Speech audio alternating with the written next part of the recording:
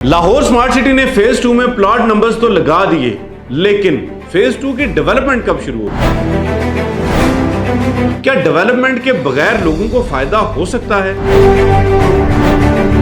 क्या लोग अपने प्लॉट सिर्फ नक्शे पर ही देख सकेंगे?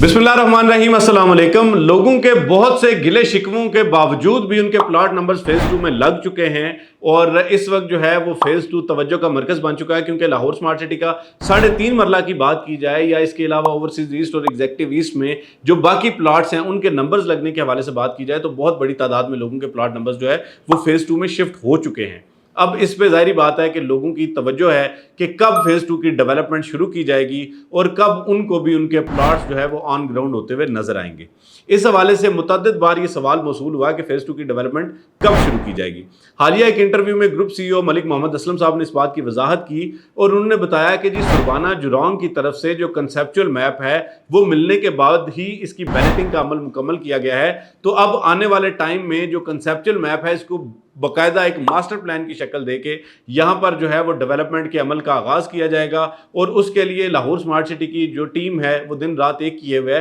तो मलिक साहब ने ये वजाहत की कि जी अक्टूबर 2024 में हमें इसके जो फाइनल मैप्स हैं वो मिलने की तवक्को है। उसके बाद जो डेवलपमेंट इसकी है वो बाकायदा तौर पर प्लान कर ली जाएगी और जनवरी 2025 से मुमकिना तौर पर फेज़ 2 की डेवलपमेंट का आगाज़ किया जाएगा। यानी जिन लोगों को ये लग रहा था कि जी फेज 2 में प्लॉट आने के बाद उनको बहुत बड़ा सदमा हुआ है, उनको बहुत बड़ा नुकसान हुआ है, क्योंकि उनको ये लगता था कि जी उनकी डेवलपमेंट जो है मुमकिन तौर पर आने वाले 2 साल में या 3 साल में होगी, तो उनके लिए ये एक अच्छी खबर है कि जो लाहौर स्मार्ट सिटी की इंतजामिया है उन्होंने लोगों की उम्मीदों को, तवक्कुआत को और उनके ख्यालात को बांपते हुए ये फैसला किया है कि जी फेज 2 की डेवलपमेंट भी पैरेलल शुरू की जाए, क्योंकि अगर ये डेवलपमेंट ताख़ीर का शिकार होती है तो अल्टीमेटली ये बात तो 2027-28 तक जा सकती है। तो इस वजह से लाहौर स्मार्ट सिटी की इंतजामिया मुतहर्रिक है कि जी मैंने आपको टाइमलाइन बता दी। जो ग्रुप CEO मलिक मोहम्मद असलम साहब हैं उनके मुताबिक उन्होंने वजाहत की है कि अक्टूबर 2024 में सुरबाना जुरौंग की तरफ से